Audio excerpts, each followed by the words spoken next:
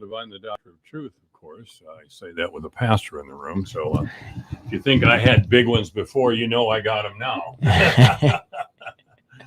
All right. Austin Hill, who is pastor over at the First Presbyterian Church, is our guest.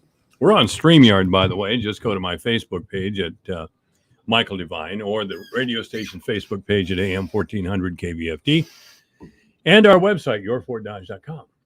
And you will see a part of the over to the right-hand side of the screen. If you do decide to check this program out, audio and video, you'll find a comment section. Please feel free to make comments.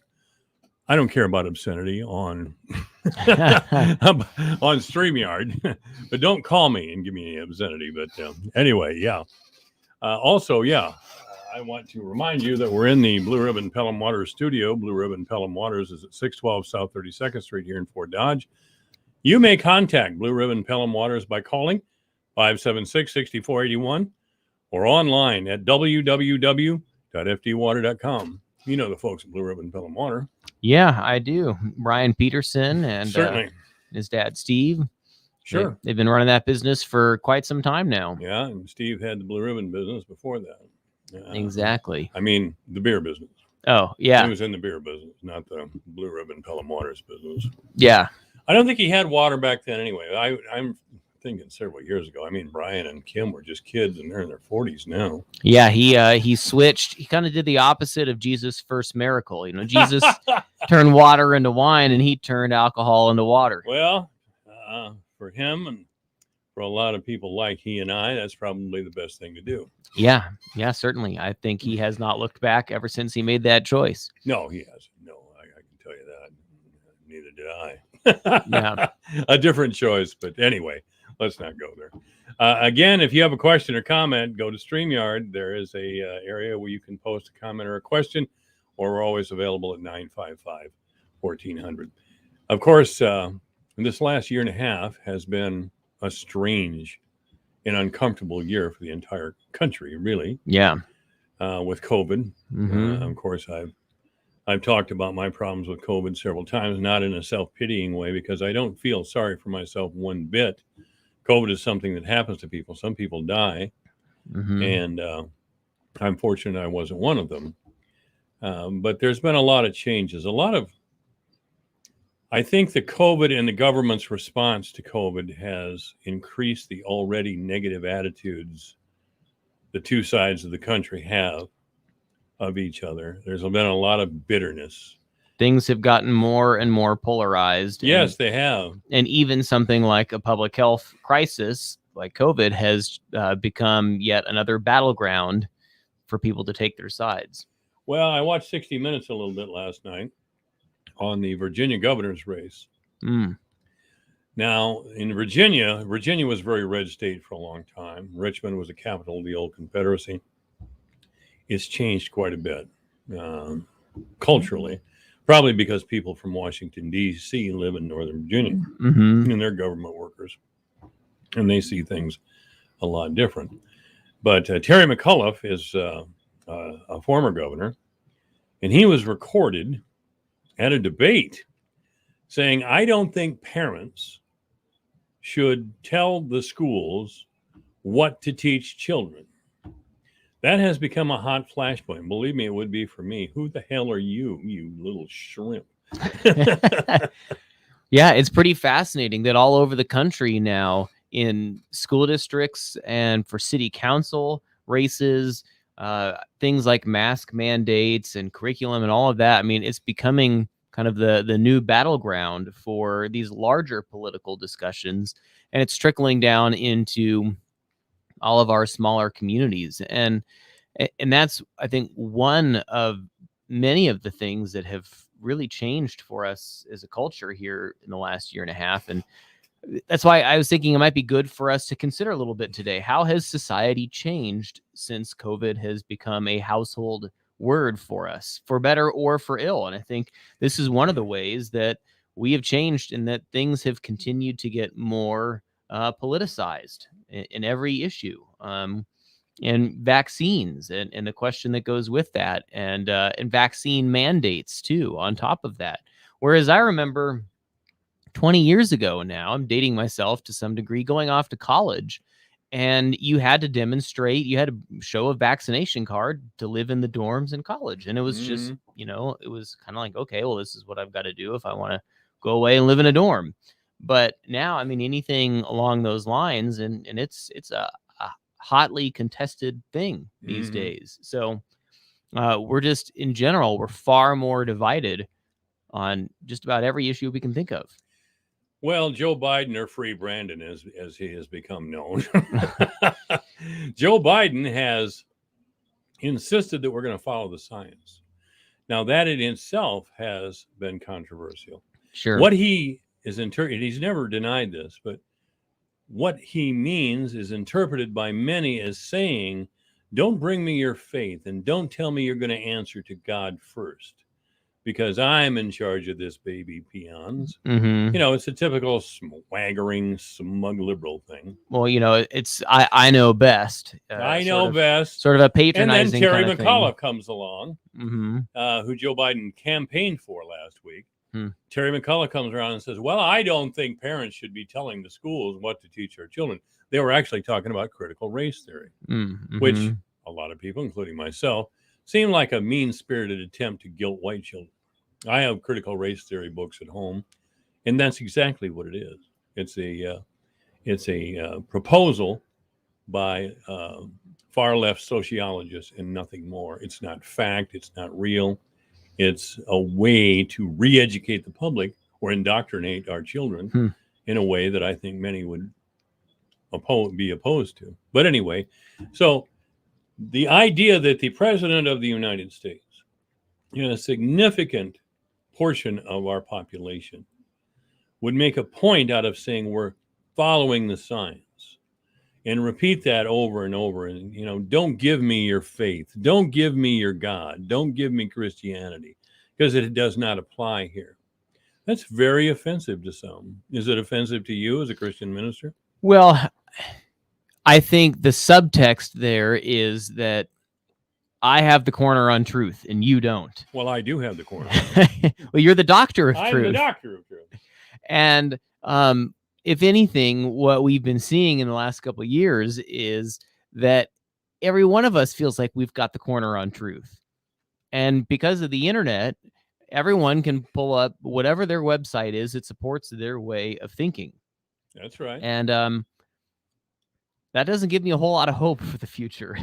Just thinking about how easily any one of us can pull up something that supports our ideals without actually backing it up with facts. And I think, where do we find the right facts? Because we have too many professionals, too many knowledgeable people out there who, and I would include Anthony Fauci in this, who's been shaking his bony little finger in our face for about 2 years now. Oh yes, we need to mask, need to mask, need to mask.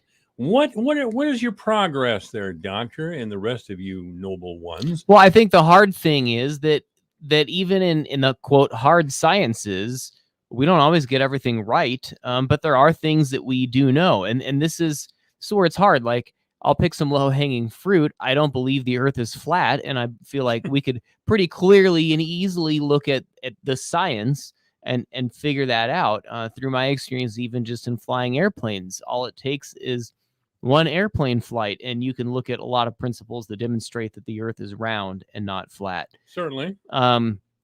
So that's on one side of the spectrum, that somehow we can be so anti-establishment that we're going to rail against people who believe the world is round, and we're going to say, no, in fact, the Earth is flat. So I don't think we want to go there. I don't think it's that argument, Minister. But I think it's that contrarian kind of, no one can tell me what to believe. And so there's so much out there. I'm going to make sure that I get information from my trusted sources. And now all of a sudden we all have competing sources for truth. And we've talked about that a lot on this show, that without any sense of absolute truth, then how do we have any kind of discourse? Christian ministers, for as long as I can remember and longer, in the United States have understood, and Christians have understood, and Christian Americans believe absolutely in the nobility of the Constitution. However, Christian ministers have implied and flat out told us many times that the ultimate authority, and it's implied in the Constitution, is God. Yeah. In our case, Jesus Christ. Yeah. Do you agree that the ultimate authority in our decision making and our thinking is Jesus Christ?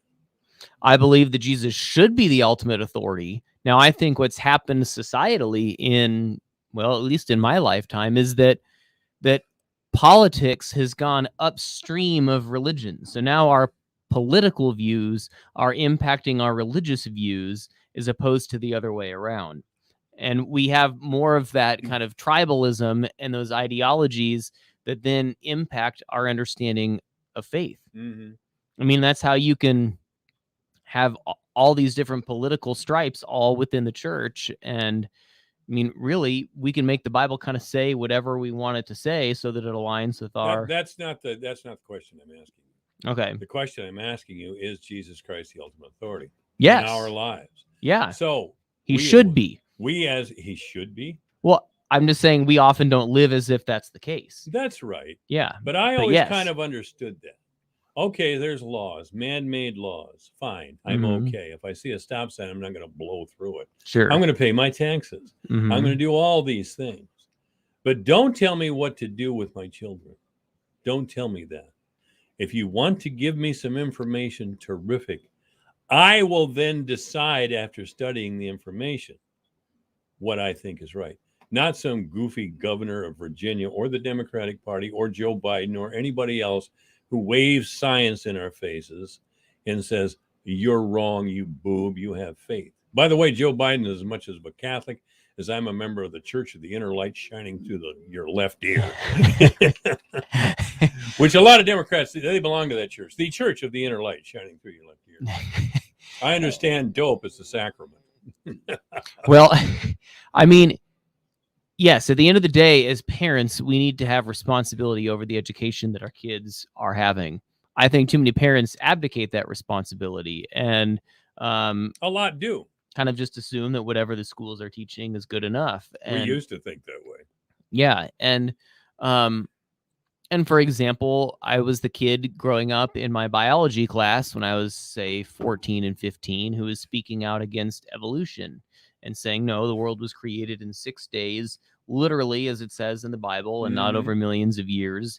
Now, my parents never got angry at the school district for teaching me evolution, but they also talked to me about multiple different viewpoints about the origin of the world. That's right.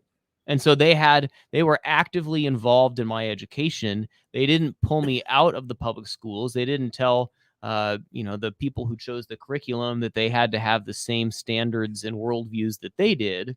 But they were still involved and engaged in my education. And that allowed me to think for myself and learn also from my parents, but also from my peers as well, as opposed to just kind of cloistering me away from kind of the rest of the public school system and saying, you're not going to teach that to my kid. Years and years ago, there was a requirement when I was in school, when I was in high school, there was a requirement that any science teacher who taught the theory of evolution had to mention that there were some religious people who believed otherwise. It wasn't a hammer on the teacher's head. But many teachers, like the one I had, didn't like that idea at all. Mm-hmm. So he said, I'm required to teach you the concept of faith. Really, evolution, and this has been proven, evolution is the correct theory of life on Earth now. But if you want to believe that Adam and Eve were naked in a garden and she was influenced by a snake who was really the devil, you go right ahead. That was kind of the tone. Uh-huh. So there we go. Yeah. Yeah. And I think, and I went into my science classes kind of ready to have those debates, and I often did. Interestingly, now, all these years later, I probably, according to, as it relates to kind of the origins of the world, I would tend to think more on the side of the fact that God created the world through evolution. So that's kind of an interesting, I guess, reversal in my life. I still think God created everything, but I think God may have used evolution as it was presented to me in my 9th grade biology class to create the world. But at the time, I mean, I was ready for a fight. I mean, I was ready to debate the teacher and, stand up and say, what you're teaching is bogus. And I think it's, again, I think it's good for parents to be that engaged and to actually talk about those things, but not to pull your kids out of those environments, because you're gonna learn competing worldviews. I mean, if not in high school, certainly in college and in the workplace. And so you have to be equipped to know what you believe and why, and hear what other people think and be able to defend what you believe. Sure. Well, obviously you weren't Catholic. Otherwise, if you debated, you would be sent to the first aid room. When the implication was you were shortly going to need first aid. Yeah. And sometimes that was the case. Mm-hmm. There was a creation story in the story. Yeah. And that's... I talked with Father Bame about it when I had him on. As a matter of fact, I brought up several things the Sisters of the Presentation taught me way back when. And he dismissed them. He said, I didn't even grow up in that church, which I believe. Wow. I believe. Yeah. So those kinds of things have changed a lot. And I think, so the teachers I know, say here locally, so many of them are doing their best to educate kids in such a tense environment, where one thing misconstrued by a parent, because of how politicized everything has become, Yes. that anything that triggers anyone in any way, you get a parent coming in and saying, I can't believe that you would teach my child X, Y, or Z. And it comes on both sides. And I think the more we can support our local educators and to work alongside them, to give them some grace and some understanding. I'm all for that. But you must understand that the teachers union nationally and here in the state of Iowa is a pillar of the Democratic Party. Sure. So when they talk to their local representatives, the representatives are going to say, you're going to have to back us up on this because Joe Biden's in favor of the science. And we have to speak in one voice. So that gets your teachers in trouble a lot of times. Yeah. I mean, all of a sudden they're anti-science. All of a sudden they're morons who carry torches. Well, yeah. I mean, I think there tends to be the kind of leftist approach of sanctimonious kind of smugness, right? Smug liberalism. Yeah. I'm familiar with the concept. I know what's best. And so anyone who doesn't think this is, they're not as cultured, they're not as educated. And, all you need to do is read this book that I read, and then it all makes sense to you, as if that's the only thing preventing people from disagreeing. Right.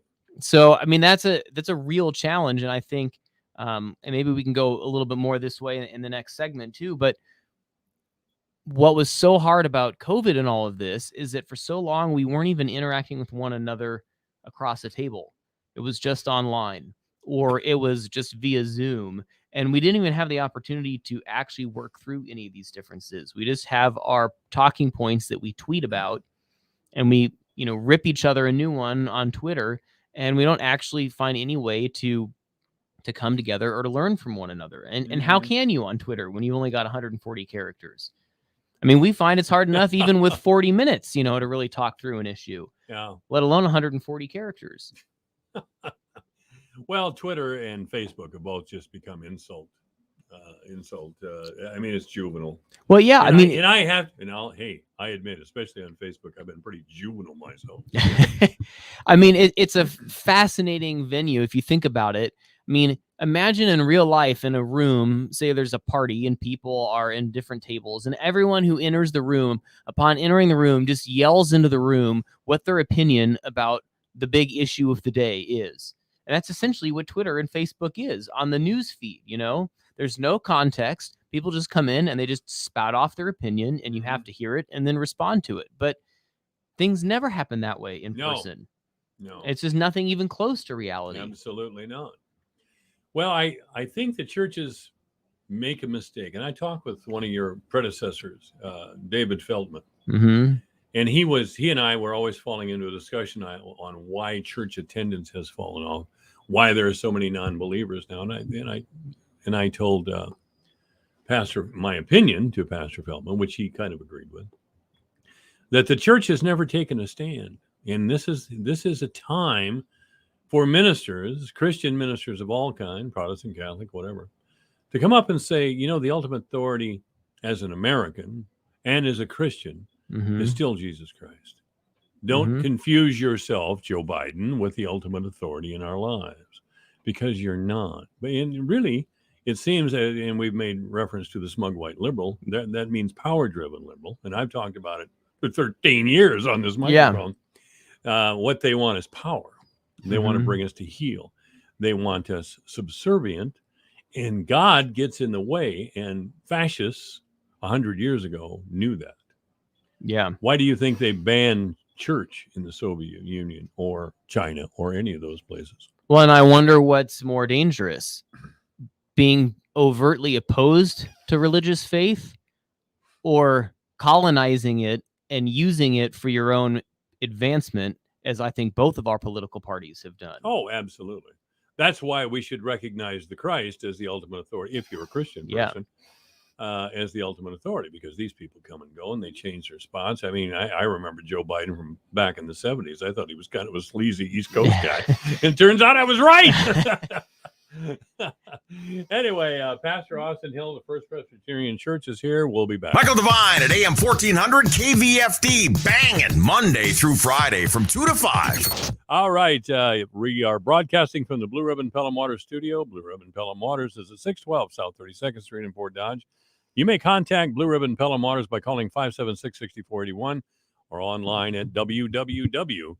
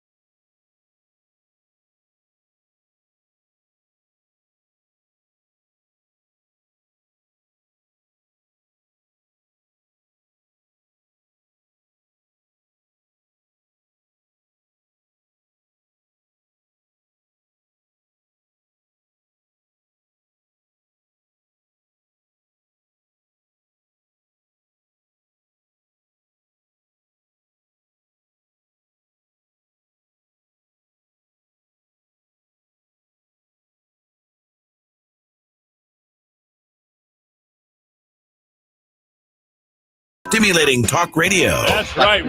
Clever enough. That's not clever enough. We're here to stimulate you. Do you feel stimulated, Pastor Hill? Every time I'm in the studio. Well, I think you're one of the very few people. I think you're the only one who ever said that, ever. So I appreciate it, Austin. Well, I'm happy for that distinction. Oh, yeah. There we go.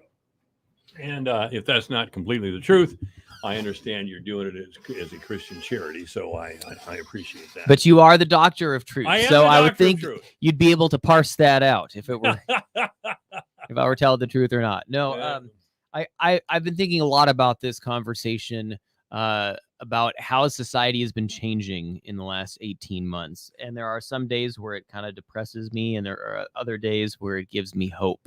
And I think, one of these elements that we've been talking about is kind of this polarization, right? Mhm. And this contested idea of truth. And that's been a trend for quite some time, but it seems that COVID has only accelerated that.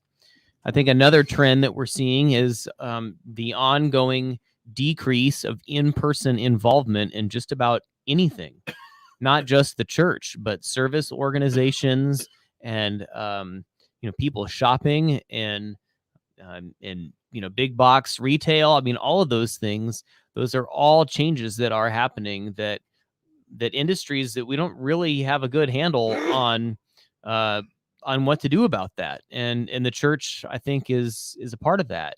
So these are big questions that we all have to be thinking about in various industries, kind of looking ahead.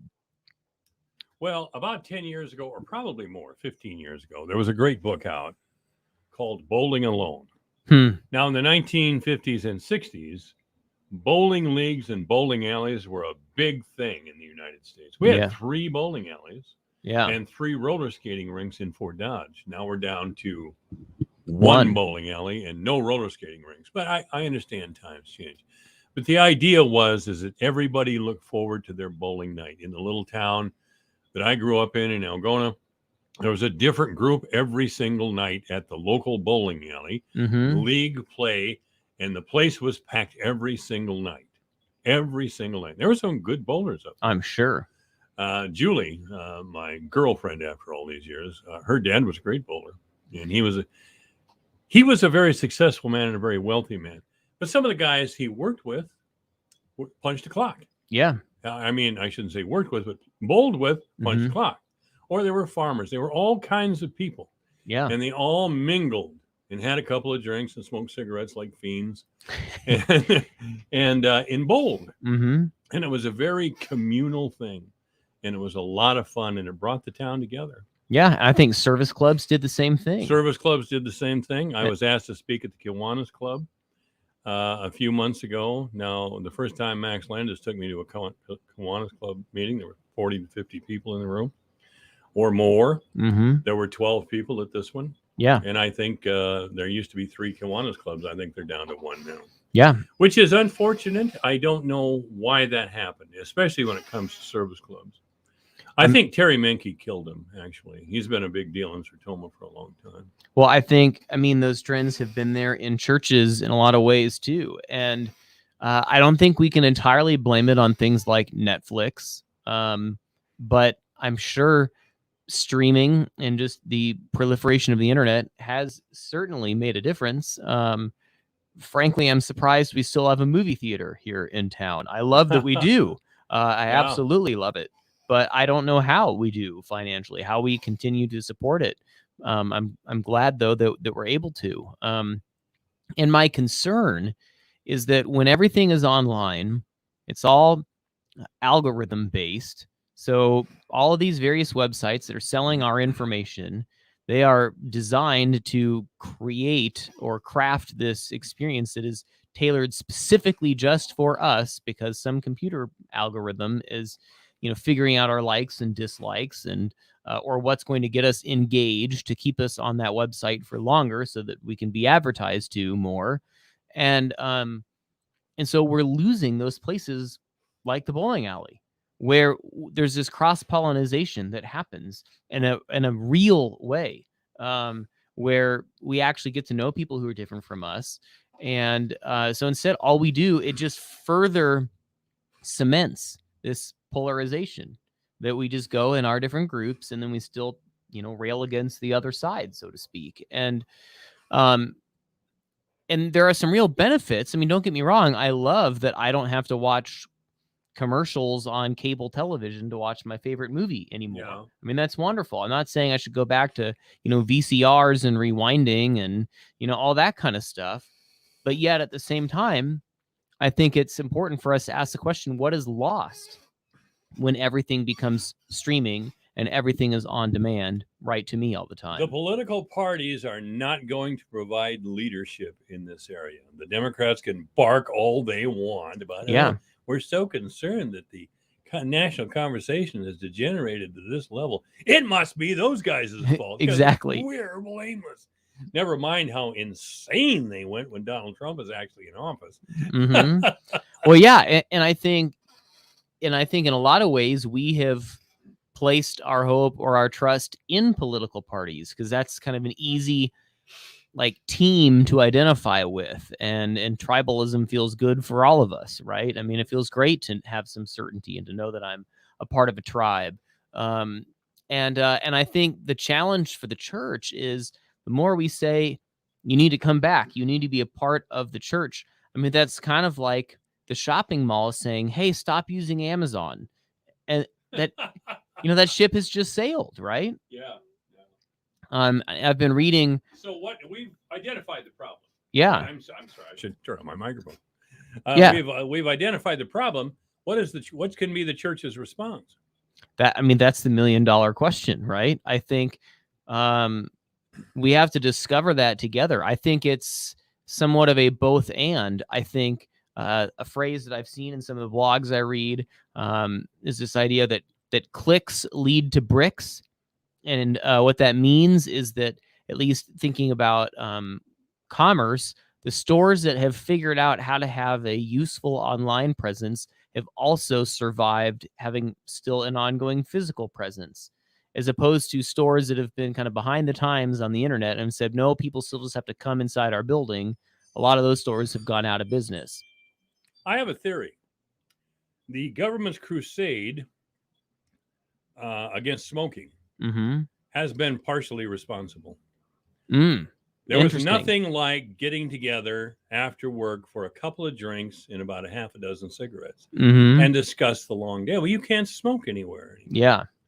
Now, I know some people are going to say, thank God to that. I got that. But it's just one of those things that separate us further. And it killed.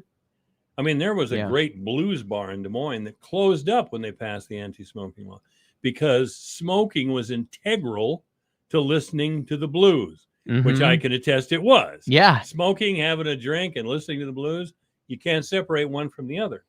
But the Puritans got a hold of us again and talked about how we were threatening people's lives. I mean, all this dramatic language that comes out. Well, I think it's what's been identified as the loss of a third space in people's lives. There's the home and there's the workplace, and it's these third spaces, these kind of public gatherings where we go and we are known, we know others. Right. That's what happened with bowling. Yeah. People smoked their brains out, drank beer, bowled, and had a great time.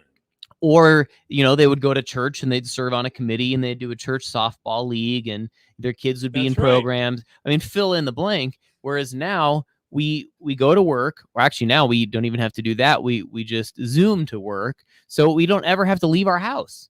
And then even if we do actually drive to the workplace, we come in, we've got a garage door opener. So we go straight in the garage. We don't even have to get out of our car out in the driveway to see a neighbor. And we walk inside and we have everything we need right there in the house. And then we get up and do it all over again. We've lost those third places. Yes, we have.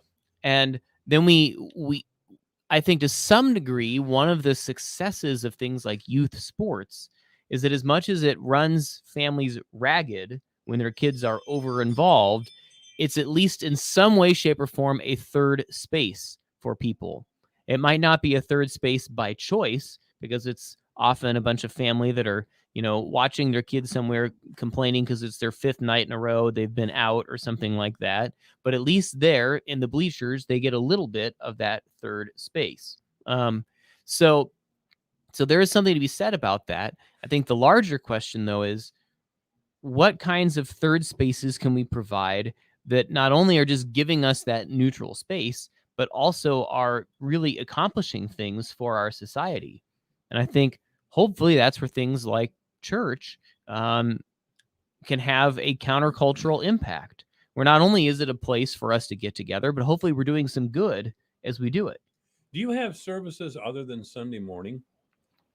We have other events. They're not always worship services per se, but we have like a Wednesday dinner every week, and we have youth programs on Wednesdays. And then from 5 to 6, anyone, come one, come all, for a free dinner at any age. We've been doing that kind of in the school year, like we take a break in the summertime. Is this mainly for parents, or can an old goat come? Anyone. I love it when old goats come, because sometimes that's the only time in a week when the old goats and the kids who are running around having a fun time with basketballs and whatever in our gym, that's the only time they ever get to interact. Yeah. So I love it. So long as people can hear one another. When you get 60, 70, 80 people all in the room, it gets a little loud sometimes, but no, I really do love it. If people of all ages, you don't have to come with the family. You can come by yourself. You can bring a friend, whatever. And there's not really an agenda other than just come, enjoy a meal, and be with people. That's right. That's right. That's a great idea.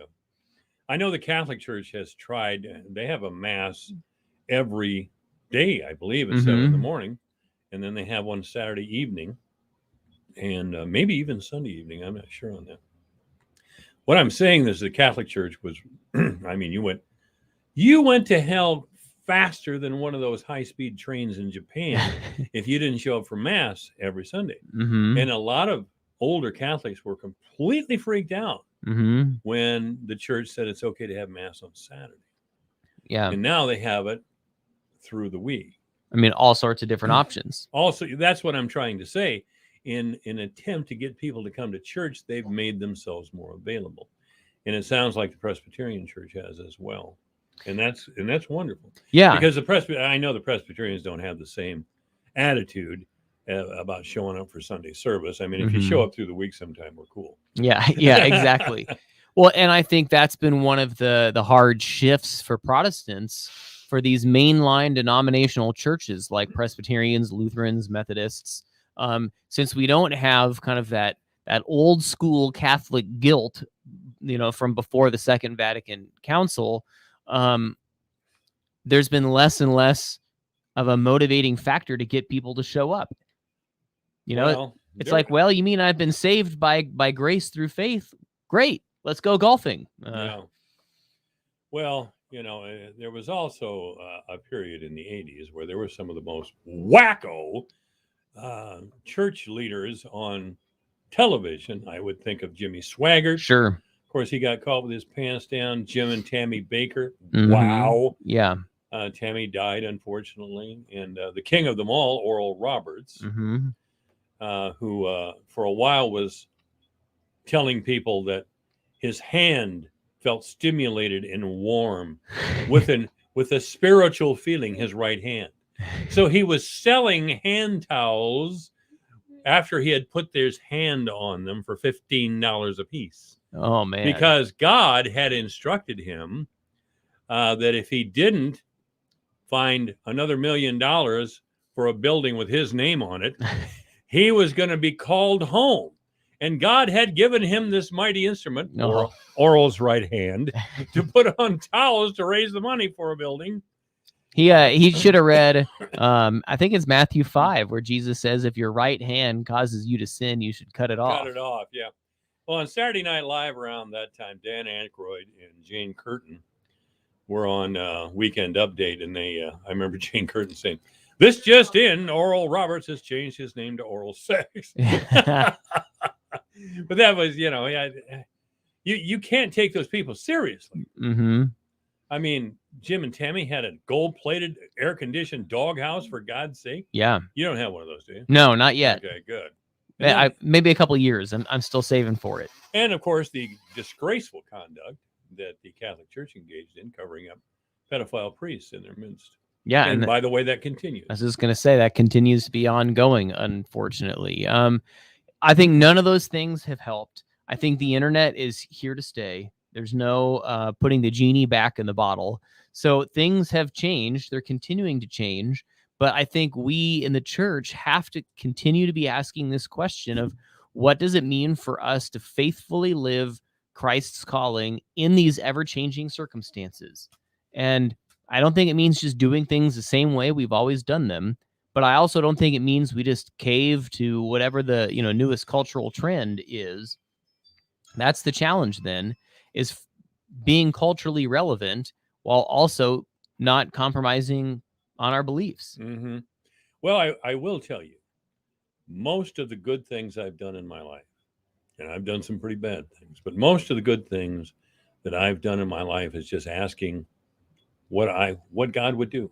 Yeah. What would Jesus have me do? Mm-hmm. What does a good Christian man do in this particular situation? Yeah. Does he lie, cheat, and steal? Probably not. Does he turn his back on a black kid out in the front yard that's hungry? Hardly. Mm-hmm. None of those things. If somebody doesn't have anything and I don't have much, I share what I have with them. Mm-hmm. That's when I really felt the Spirit in my life. Yeah.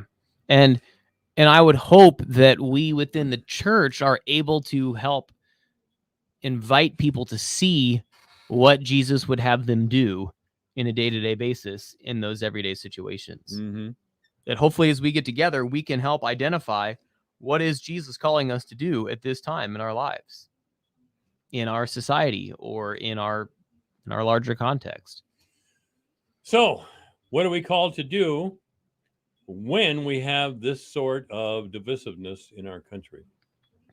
I think, Do we quote Jesus, or do we call attention to ourselves, saying that we are imperfect? We're sinners, some would say. mm-hmm. Do we call attention to ourselves and say, this is what we're going to do with no idea or thought of anything in return? We want to do this to honor our faith in our God. Yeah, I think if you look at Jesus and the movement he started, it was in a time when obviously his followers, they did not have cultural significance. So as the church in the United States loses its cultural significance, I think the more we try to cling to power and significance, I think we're grasping at the wrong things. I think we should look at the future with a sense of humility and seeking to follow Jesus, even if it means that we might have sacrifices ourselves. So I think to the point you've made earlier, I think that might mean that at times we have to say things that are not popular. Mm-hmm. I think we need to point out I think first and foremost, we need to point out when we ourselves within the church have not been faithful. Yes. I think we spend so long pointing out how the culture is not faithful, we forget to point out how we ourselves have not been faithful. Yes. As individuals and the institutions that we've been a part of. Well, as well as selfish. Yeah. Impatient and, lewd. Or, trying to promote ourselves at any cost. Because we believe that no matter what, if we're in the church, then it must be, God must be in it. And that's how we get the Oral Roberts hand towels. Yeah. Well, I know there have been Christian men in the halls of Congress, and sometimes they've been ridiculed for their faith. Mm-hmm. There was a senator from Oklahoma, I can't remember his name, but he was always urging his fellow members of Congress to read something from John first thing in the morning. A lot of people laughed at him. Mm-hmm. He was a very sincere, bright man. I don't think he's in Congress anymore. This is quite a long time ago. But why would he suggest John, do you think? I think the Gospel of John most clearly demonstrates this picture of a God who loves us so much that he would send his son to die for us. I mean, John 3:16. Yes. For God so loved the world. Yes. That he gave his only son. I don't even see the guy at football games anymore in the end zone. Yeah. Up the sign. I know. Yeah, that's a rare thing these days.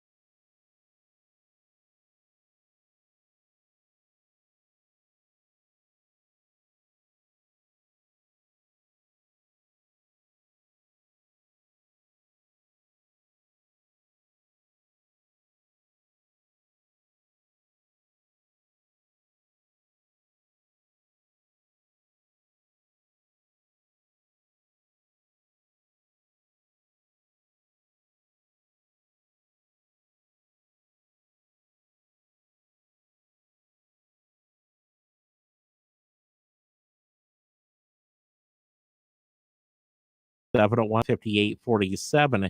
December lean hogs up 87 cents at 74.20. February up 15 at 76.77. I'm Dwayne Murley. Michael Devine at AM 1400 KVFD. If you don't listen to him, you suck. Well, there's just no other explanation. If you don't listen, you suck. Sam Clovis joins us. I know you agree with me here, Sam. What's that? What did I miss? That if you don't listen to this program, you suck, obviously. Yeah. Well, I would go along with that just because of the mere fact that on Mondays from 3:10 to 4 o'clock, you get the absolute best in talk radio in the entire United States. I'd be hard pressed to disagree with you. By the way, we're broadcasting live from the Blue Ribbon Pelham Water Studio. Blue Ribbon Pelham Waters is at 612 South 32nd Street here in Fort Dodge. You may contact Blue Ribbon Pelham Waters by calling 576-6481 or online at www.ftwater.com. You remember Aunt Esther from Sanford and Son, Sam? Yes, I do. She always used to say, "You're working my last good nerve." Well, Joe Biden is working my last good nerve. I mean, he talks to us like we're morons.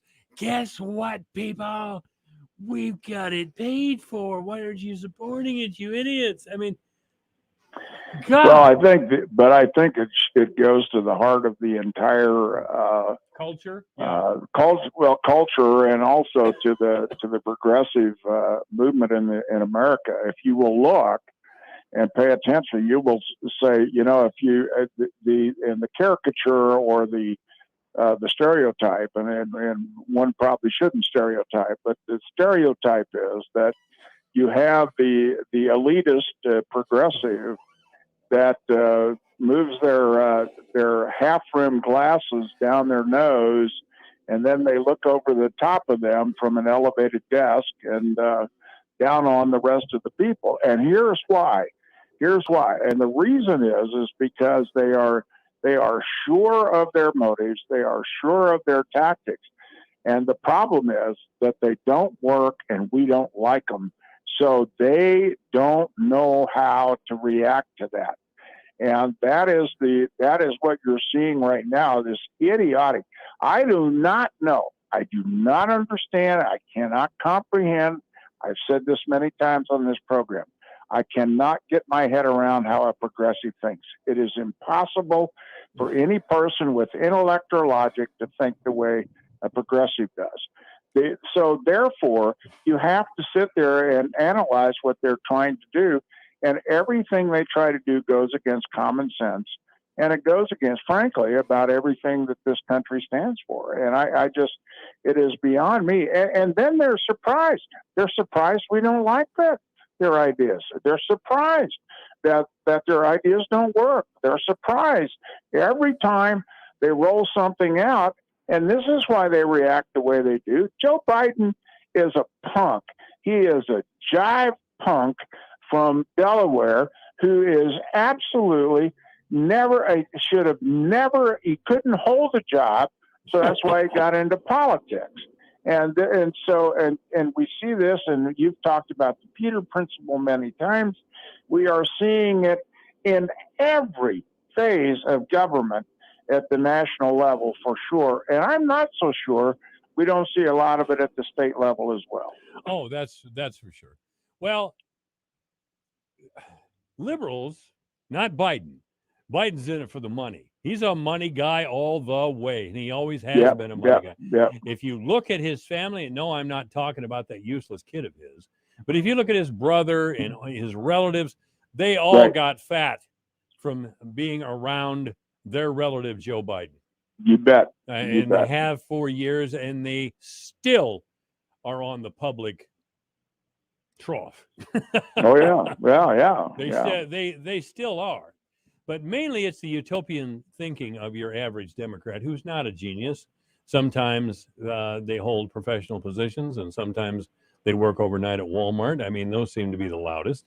But I think it was during Robert Kennedy's funeral that his younger brother, Ted, at the time said, "My brother saw things that were wrong and asked why or excuse me, others look at things that are wrong and say, why? My brother always looked at things and said, why not? Now, that's a nice sounding phrase. And I understand what he's talking about. We should always ask, why not? But in their version of things, we somehow wind up in a big multicultural utopia.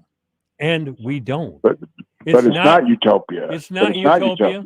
And No. it's not oppressive white people. Every ethnic group has the same desire. Leave me alone. Leave me alone. But you think that for a minute that the utopia exists for the ruling elite, not for everybody else. Take a look at how these people, with the simplest thing, wearing masks, as these people advocate and think that they have to impose this on everybody else in the world. Their notion is that they have to go out here and say everybody has to wear a mask, everybody has to get the shot, everybody has to have a booster, everybody needs this, everybody needs that. We're here to provide all of these other things, and yet those rules do not apply to them. Ask Congress why it is that they are out here in the middle of trying to advocate for all of these other things, and yet they are exempt. They are exempt from the Congress, and the staffs of the Congress are exempt from having to have the shot mandate. This is, and so you go and ask yourself, how is it that the ruling elite continue to elevate themselves above all of the rest of us? This is like a banana republic, that when you have the ruling elite and then you end up with an economic system that is not pyramidal, but it becomes like a mesa, that you got to have a very broad base and it goes straight up on the sides, and then you have a very small area at the top where the very rich and the very elite and the Illuminati exist, and yet the rest of the world, it falls off precipitously, and then you have this massive permanent underclass that then become nothing more in the ancient days of Mexico and Spain, the peons, the serfs of Europe, all of this other aspects that we see with this permanent underclass, and that is the goal, or that is the eventual outcome that we see that that the progressives are moving toward. Yeah, that is, and they've been successful at it. This is unusual because I grew up in the Democratic Party in an entirely different area. They were actually concerned about poverty. They no longer are. They're concerned about loading up money, lots of it, to their various constituent groups. The poor have nothing to do with it. They could have done something about the poor a long time ago. But really, the last Democratic president who tried to do something to help the poor was Lyndon Johnson. And his efforts were misguided because they didn't work. You have to have, and Lyndon Johnson. And go ahead and finish your thought. I have some thoughts on Lyndon Johnson. No, well, I would like to throw that back to you. I think Medicare worked. Well, I think that Medicare, I would say that Medicare has worked. One, because we're beneficiaries of it, but the other aspect of it is that this could have been done in a very different way. Medicare, if we would have been able to have our investment as we worked, if the money that we had paid into Medicare had gone into a personal medical fund, and then that fund would have been able to grow. We would have then had a particular pot of money that would have been ours, that would have been used to help pay for insurance or pay for other aspects as we've gotten older. Those kinds of things, I think we would have seen. I think also, if you want to talk about, I would just tell you a quick anecdote. When we were during the campaign of 2016, I know that gets to be further and further in the rearview mirror, but in 2016 campaign, we sat down very diligently discussed the pros and cons of bringing out as campaign planks, the platform planks, the reform of Social Security and Medicare. We decided that the second term would be where we would address those things, and we would address them aggressively. That was a promise that I had from the president, and I thought that would have been something that myself and some of the others would have worked on because I thought we needed to reform Social Security and Medicare. But I would agree. Medicare has been extremely beneficial to me, and I know it has been for many others who have reached the golden years. And so, yeah, it is. But and nobody ever, and again, you think about the 50 years ago or 60 years ago now, life expectancy has expanded considerably in those 60 years for most Americans, and I think that again we're out kicking our coverage a lot on Medicare and Social Security. Well, I understand what you're saying. Some people do get pretty nervous when you say what you just described there as far as reforming Medicare is a free market solution. And I don't know if everybody has enough money to contribute so they could have a pot of money to take care of their health as they've gotten older. You understand what I'm saying? Oh, yeah, absolutely. No, but I also think that money could then be used as you get older to pay for a lot of your. You could buy insurance with that as you got older, and to do that, you would be able to offset some of the cost of Medicare through the private market. And so that I think is something that has to be, that would, and again, that's water that's under the bridge. We can't do a damn thing about that. I think that where we are today is we've got to go with what we got, and if we can tweak that for generations to come, then we should. Members of the squad are arguing to the Democratic Party as they hold up, as they fight any cuts in Joe Biden's big package. His $3.5 trillion package looks closer to $2 trillion now, and Joe Manchin keeps saying 1.5. But the squad's argument to the Democratic Party is we must pass this entire package, because if we do, it will directly benefit a great number of people. And that will result in a change of attitude about the Democratic Party and the Republican Party, and ensure a Democratic majority for many years. Now, Republicans know that, and Republicans have been afraid of this type of thing happening because, as I recall, one of the fears of the Republican Party was that the middle class would become dependent on benefits from the government. And then they believe the whole thing comes crashing down. The whole free market economy comes crashing down. It'll kill our ambition. People won't want to work. They'll depend more on the government and on the Democratic Party. They don't want to work now. They don't want to work now. Look at and we're paying them not to work. Take a look at Mike. You know this.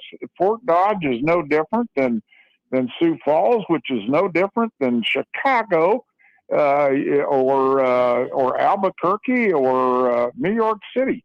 You cannot go into a business. You cannot go into a business and not find help wanted sign. Not a single business that I have looked at or investigated in any way, shape, or form that you cannot find a help wanted sign in the window, either figuratively or literally. I will tell you, when I was I was out in Colorado Springs here just 3 weeks ago. I went out for my 50th college reunion. I'm staying at a Marriott hotel, one of the best hotels because they do these kinds of things all the time. They're constantly supporting academy classes. These are high-end people. These are high-end clientele. I would say upper middle class or better, and the and representation of the American people. And so we go in there, and I came back to my room after the my first night there, and my room wasn't made up, and my trash wasn't emptied. And I went out and I started asking. I said, "What's going on?" And they said, "Well, we don't have enough help, so we don't make up the rooms anymore." Interesting. So I went from Wednesday night until Sunday morning, never had my trash emptied, never had my floor vacuumed, never had my bed made, none of that.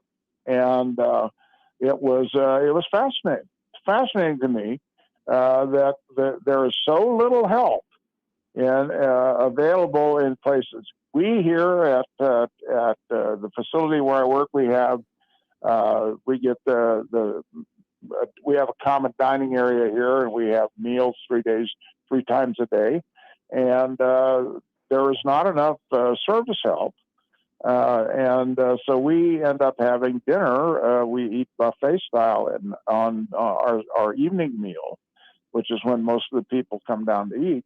Our evening meal is served buffet style because we just don't have enough service people to take orders at every table. And so these are anecdotes, but this is common. You see signs out on the highway: starting wage $18.50, starting wage $21.50 an hour. $21.50. That's over $50,000 a year, and people are not going to work.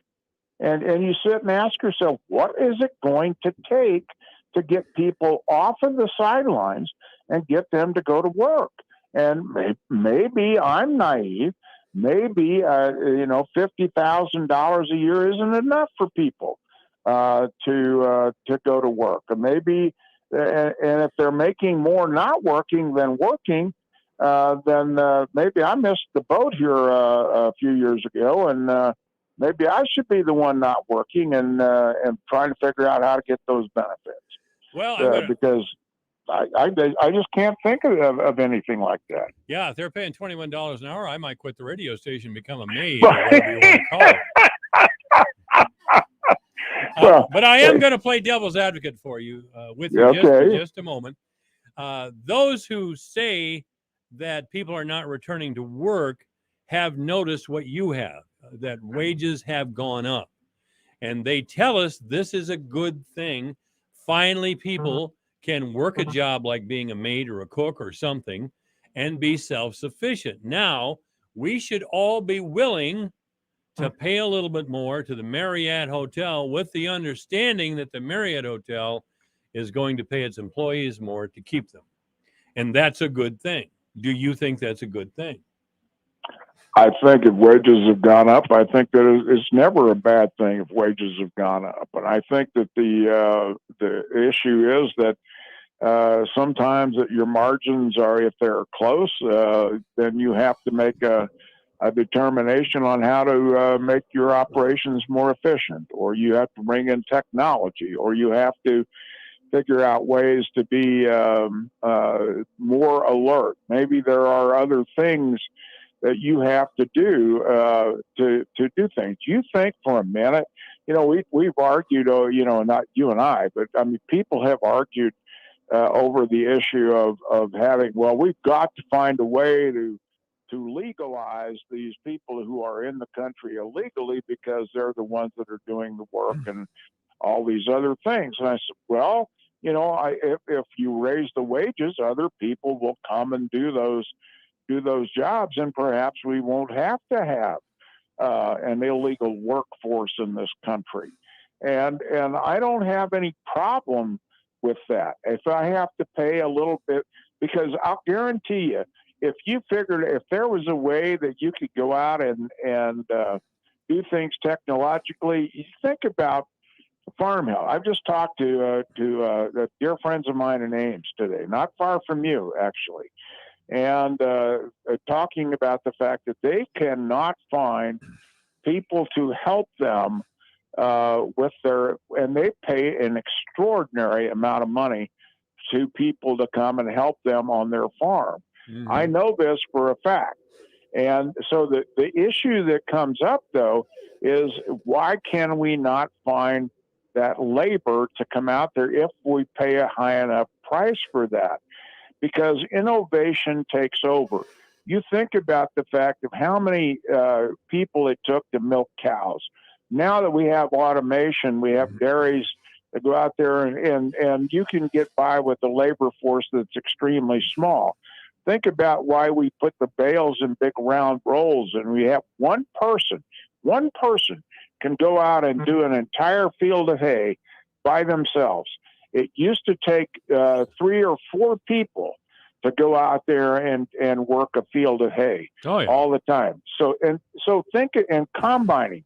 That's the whole purpose of a combine, and the whole purpose of all of the mechanization that we've had in farm operations. Just around everybody, anybody has to do is look, and you can see what automation has done is to help reduce the need for labor in a lot of these areas. And that's not a bad thing. No, it because isn't. Technology will get you, and then what that creates is other jobs. The problem that we have right now, that we've had people that have been out of work for 2 years or 3 years, they need to be retrained because the work environment has passed them by. They're no longer able to go do a lot of the work that needs to be done because the jobs have changed that are available out there now because of these very issues. All right. And so I see this as the free market. The free market always works. All right. Our guest is Sam Clovis. This is AM 1400 KVFD, the voice of Fort Dodge. This is a great time for our technician to start working on my computer just as I'm ready to go to commercial break. Hi there. I'm on the air back there in Omaha or wherever you are. But Sam, join us again, please, in about 8 minutes. I shall indeed. Thank you, sir. This is AM 1400 KVFD, the voice of Fort Dodge. Come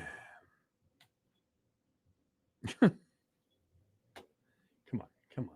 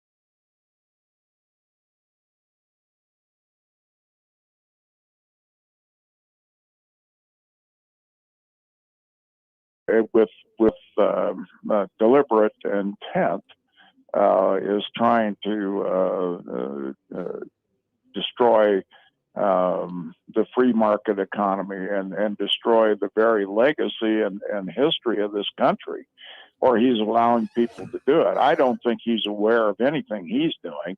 I think that he is simply the puppet of whomever happens to be pulling the strings for the country at this moment.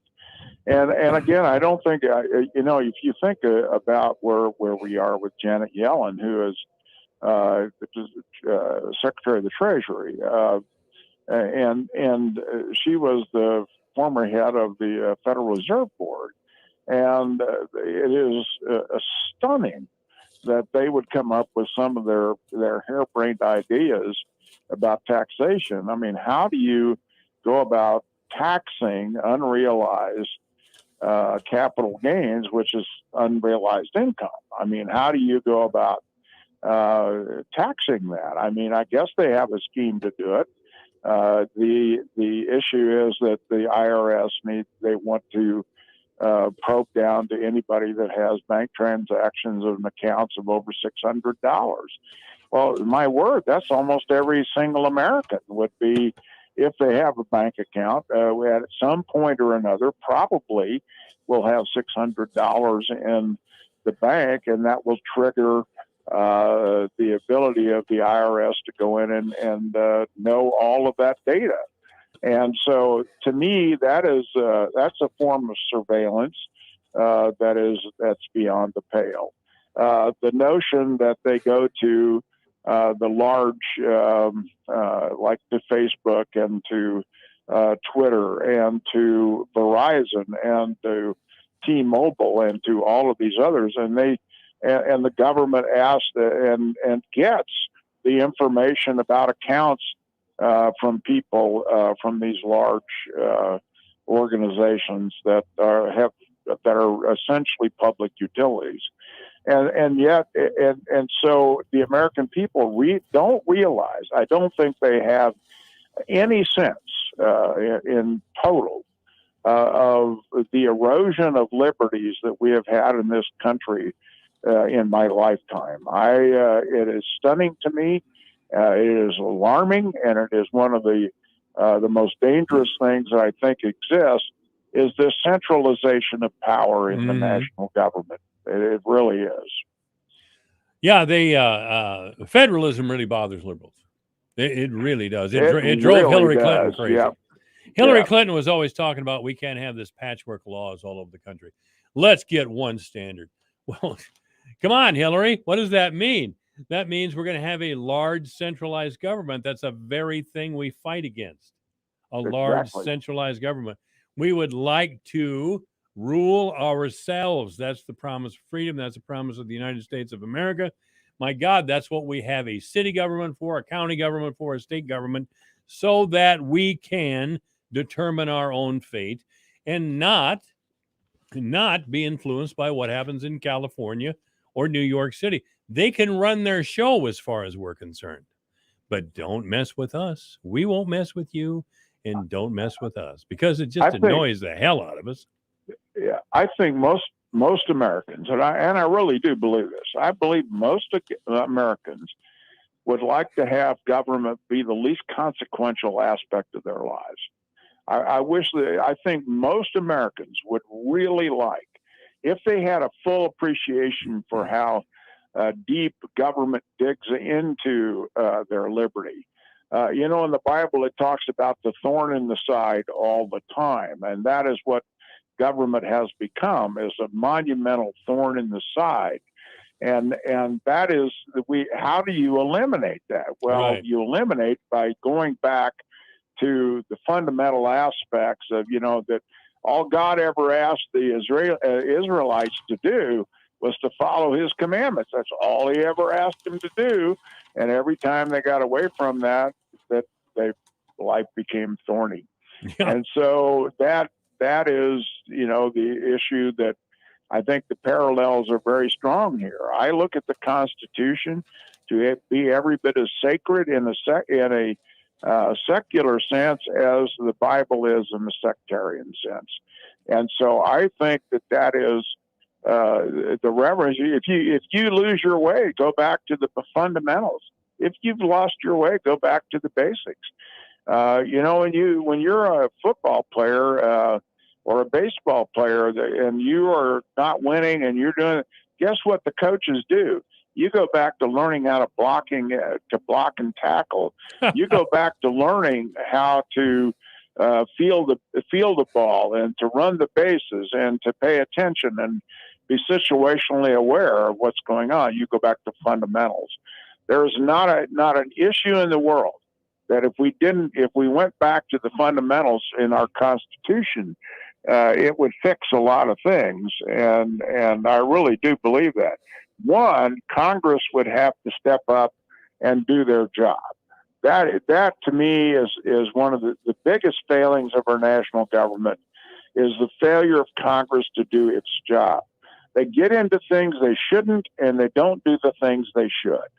The other aspect is to take a look at how enormous the deep state has gotten, how broad and how far they reach into the lives of everyday Americans. Get them back inside their mission space, and don't let them get outside of the mission space. And I think you'll see a lot of things change. And the other is to threaten the courts, and if the courts do not respond, then fix the courts. And the Congress has the responsibility and the authority inside the Article 3 of the Constitution to do just that. And I think that you would see a whole different attitude in the judiciary, and the fact that there is no such thing as judicial supremacy, that is the Congress of the United States that represents the people, and that is what they have to do, is do their responsibility. And I think that's the biggest failure we have in government, is the lack of congressional accountability and responsibility in doing what they're supposed to do. Well, of course, Joe Biden has come out in favor of court packing. He won't admit it, but he has a group studying whether we really need more justices on the Supreme Court. He doesn't talk about changing the authority of the Supreme Court as he should. He talks about packing the Supreme Court, which is offensive. I don't know how it's ever turned out. He in the spring, he talked about we were going to study it for 6 months. Guess what the results of that study are going to find? Yes, we need immediate court packing right away with a bunch of flaky liberals. That's what we really need. Well, you still, and the thing comes down to this is where I think that he would run into some serious trouble. One is to get that approved. The other is to get confirmation. I think that his one, I don't think there's a single Republican would vote for it, and I do think that there are one or two Democrat holdouts that are very much against changing the filibuster rules and very much against court packing. And I think that is you would find it would be very difficult to shift that. Now, the Congress of the United States has the authority to do just what you said. They do indeed. But I think it would be a very, very difficult slog to do that. I also think that if you didn't get it done before the new Congress is sworn in 2023, it ain't going to happen. And of course, we have no guarantee of free and fair elections either. I mean, we really don't. We don't know. Yeah. We don't know if those elections are going to be tampered with or not. We don't know if there's going to be conditions for ballot harvesting. We don't know if there's going to be illegal absentee voting. We don't know if there's going to be massive efforts to overturn or to harvest ballots in a way that is certainly fraudulent, and we don't know. We don't know, and the other part of it is that every state's responsible for their own elections, and we'll have to wait and see. We'll have to wait and see. Yes, we will. That's all that we can do right now.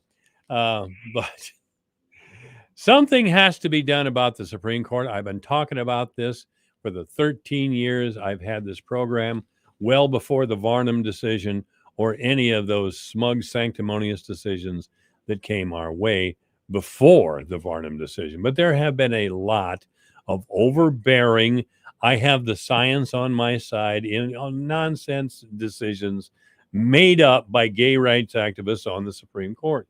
Because Right. that's what happened. We had gay rights activists on the Iowa Supreme Court, and they pushed through a personal preference, which had never been done in the state of Iowa. As a matter of fact, in 1974, a gay couple approached the Supreme Court on being allowed to marry, and the court dismissed it as outrageous. You and I were young men in 1974. This isn't like it happened on another planet, but of course, No. I mean, and I'm not speaking specifically about the Varnum decision, but I'm talking about the unchecked power of the court. Well, again, what had happens is the court overrode the voice of the people. If you'll remember, the gay marriage was 0 for 32 in statewide referenda. 0 for 32. And and then the courts decided to weigh in and said, no, the people are stupid. They don't know what they're voting on, and they don't know what they're voting for. We're smarter than they are, so we're going to overturn the referenda that occurred in 31 states. It was defeated twice in the state of California. Yes, it was defeated twice. So that was so it was gay marriage was 0 for 32. 0 for 32, and yet where are we today? That's right. 15 states authorize gay marriage, and a lot of that has to do with the activism of the courts. Of course it does. And it does, absolutely, because the people's voice does not count. And it, imagine a country where the people are given the opportunity to vote on a particular issue, and they say, okay, so here's the thing. So you can't. The saw cuts two ways, and you can't have it both ways. You can't go out there and say, okay, we want democracy. This is why we have to have the 17th Amendment, so we can directly elect senators, so the people can have their voice, and then turn around and say, well, the people can have their voice on some things, but not on everything. So what is it? What is it is that we expect? So how do we know? Do we have to keep guessing? I had bosses that, I not very many, I might add, that they would say, well, that isn't exact, you'd write something up for them. That isn't exactly what I want. Well, what is it that you want? Well, I'll know it when I see it. Well, really? Is that what you're going to say? You'll know it when you see it? So that's the notion that we have to go out here and keep guessing until we find out what it is that the people have a right to do. Is that what it is? So we have to guess at a sign. So there's a blank sign out there on the road. I just watched the movie North by Northwest the other day. I'm sitting there watching in the middle of Northern California, of course, is where this was taking place. It's supposed to be in South Dakota, but it's really up in so you're looking at this farmland as far as the eye can see, flat as a tabletop, and there's not a sign anywhere. So let's put signs on every corner, but don't put anything on the signs. So we have to guess what they mean, okay? They're round signs, so we have to guess what they mean when we come to an intersection. Does it mean stop? Does it mean yield? Does it mean a speed limit? No. The American people have to guess what it is we are entitled to until the government says, yeah, that's what you're entitled to. It's nonsense. We know what our rights are because they should be, codified in the Constitution, and then from there we figure that out. But no, we have to wait and find out and guess what the courts and the government are going to allow us to do. That's where nonsense. the Varnum decision turned the tide in the state of Iowa. We have been a Republican state ever since. There's a lot of people who don't speak out on this bullying by the court, but they Right. know in their hearts what they've just seen. If it walks like a duck and quacks like a duck, it's a duck. And what the Supreme Court said, they're bullies. That's what we are. We're just bullies, and we don't care what you morons think. People don't forget those sorts of things. No, they don't, and you're right, and I don't think that I remember the 2010 election, and that's where we yanked those 3 judges off the court was in 2010. Right. And and I know who the guys were that led that charge. I remember the bus tour went around the state. That was Bob Vanderplatz. Yeah, Bob Vanderplatz and the family leader, and so we had all of that going on, and there was no hope. I remember sitting at a victory party, Steve King over in Sioux City, and we were looking, and we a lot of us didn't know if we could pull the judges down, and then we kept watching the returns come in, and it wasn't close. It wasn't close. It wasn't close. No. And it didn't get any better for them after that. I would hope that we can regain our senses and take back our lives and our government from these bullies. Sam Clovis has been our guest. Thank you, Sam. All right. We'll talk to you again next week. I look forward to it. This is AM 1400 KVFT. Hey, guys, there is some important news that all men should take very seriously. Your prostate health. Are you urinating more frequently? Are you waking up at night to urinate? Are you sick and tired of prostate pills that just don't work? Sound familiar? If you are one of the millions of men with prostate problems that are driving you nuts, there is some great news. Prosthogenics is the all-natural product that beat over 157 other prostate supplements in lab tests and was rated the #1 most powerful prostate supplement in the world.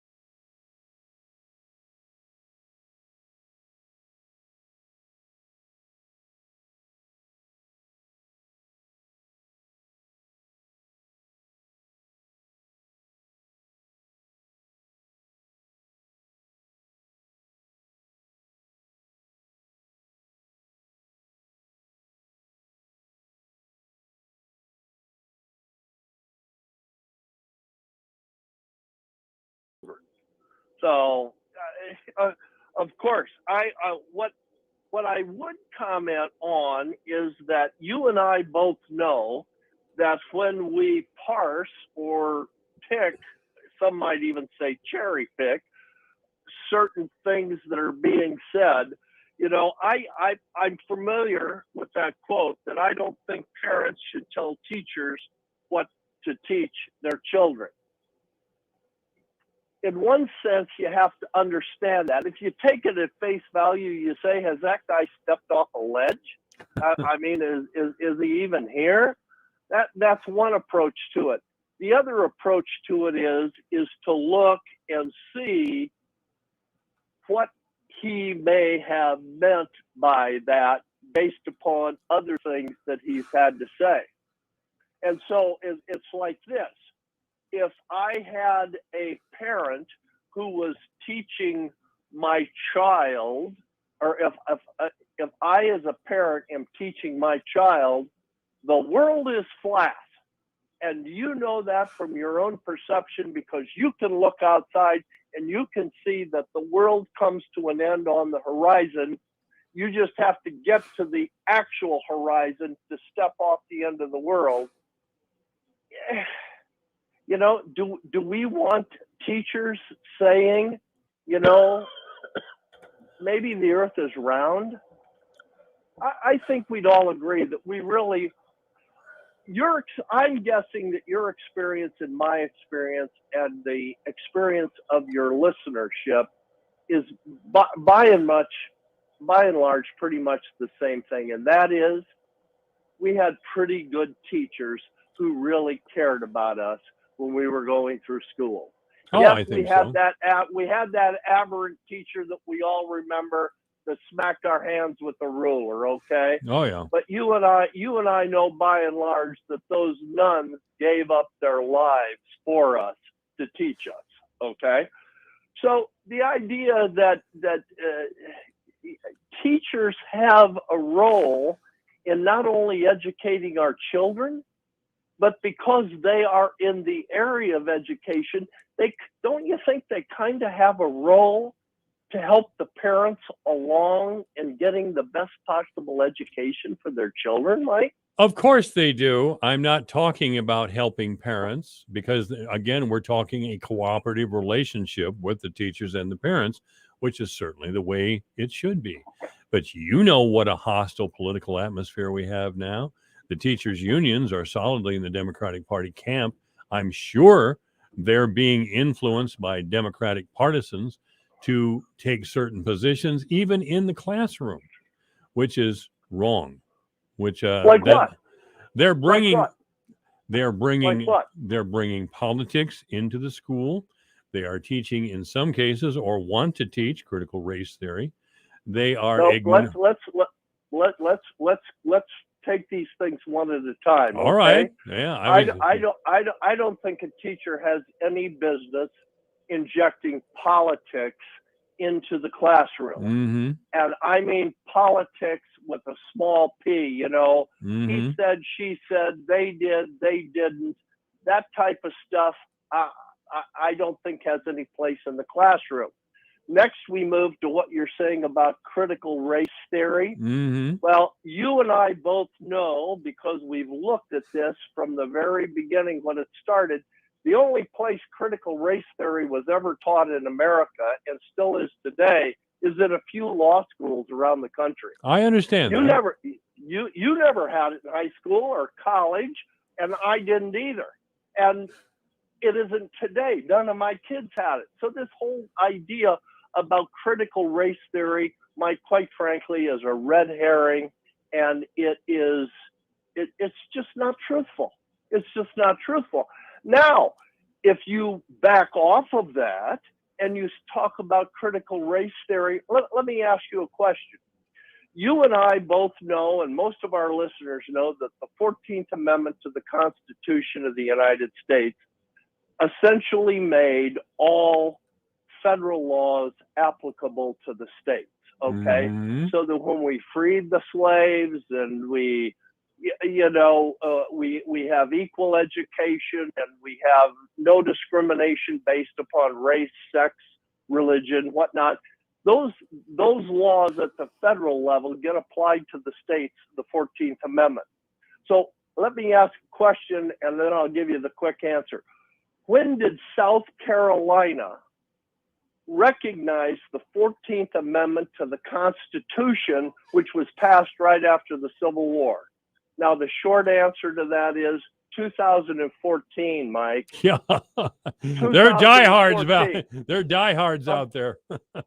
Now, if I'm a teacher and I say South Carolina didn't adopt the 14th Amendment to the Constitution to almost, 75 years later, 5 years ago, am I teaching something that isn't true? Am I teaching a critical race theory? No, I think you're intentionally missing the point here, Joe. I know you well enough by now to know that you're a pretty sharp guy, but you're just missing my argument without foundation, frankly. The argument over critical race theory doesn't come down to when South Carolina accepted the 14th Amendment. I'm just giving you an example. I know that. I know you were giving me an example. That's American history, okay? That's value. That is history taught without a moral position necessarily. And then, frankly, that's the way I think it should be, other than you can't possibly find any moral value in slavery. The idea is, and I've read on a lot on critical race theory, the idea is that young white kids must be instructed that they're somehow responsible for racial prejudice in the United States, and their parents and their grandparents and great-grandparents were all part of the problem. All of those people, their ancestors, were racists. That's the thing that we're grappling with. And I can't. In actuality, Mike, it isn't. In actuality, it isn't.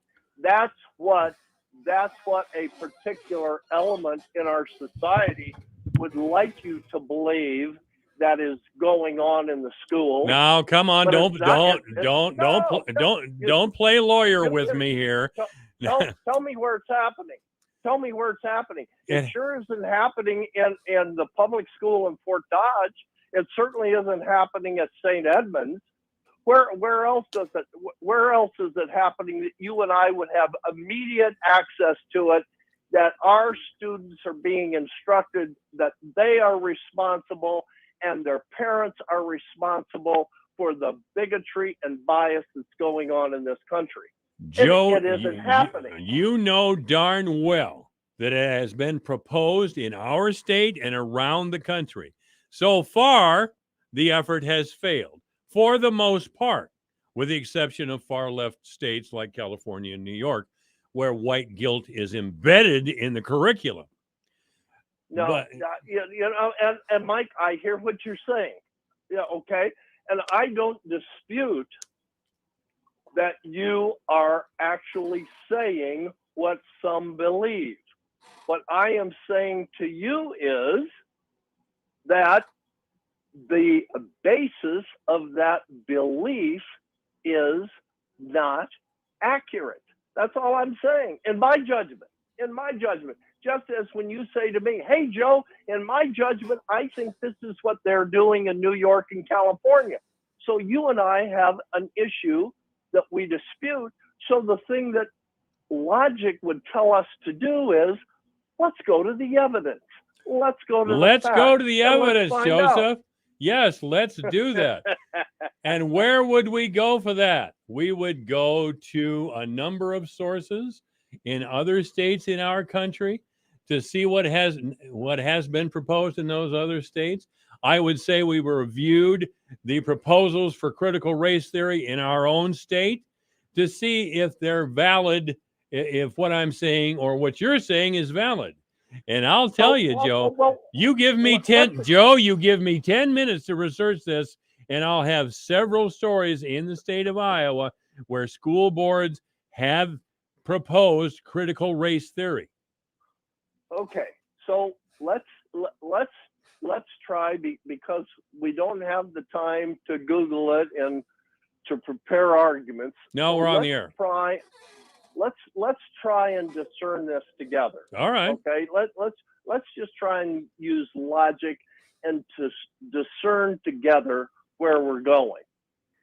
If we have, I don't think that you and I would ever have any argument that the genesis of what is called critical race theory, or just the issue of race in and of itself, has basically, at this country, for historical purposes, has its genesis in slavery.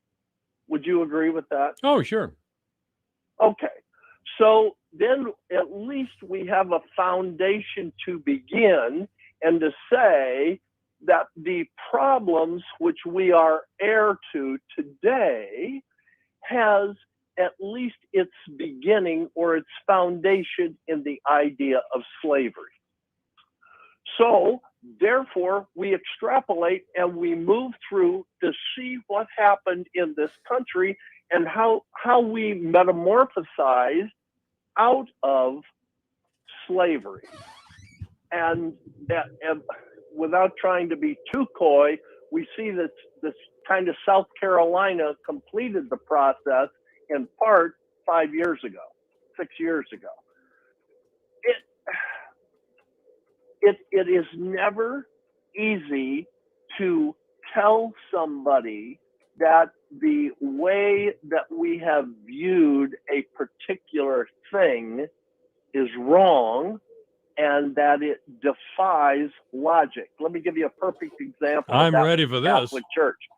Galileo was condemned because he taught that we had a heliocentric universe, not a geocentric. In other words, our planetary system revolved around the sun rather than around the earth. And he was condemned. And it was only later when Copernicus came along and was able to show mathematically that, in fact, it is a heliocentric planetary system that we have. Now, the fact of the matter is that there were people who adamantly said what Galileo was saying is wrong. Why? Because we can see with our own eyes. The sun's going around the earth. It comes up in the east and goes down in the west. And we have thought that for thousands of years. And now this Yahoo comes along and tells us it isn't that way. Joe, you're in the Middle Ages, for God's sake.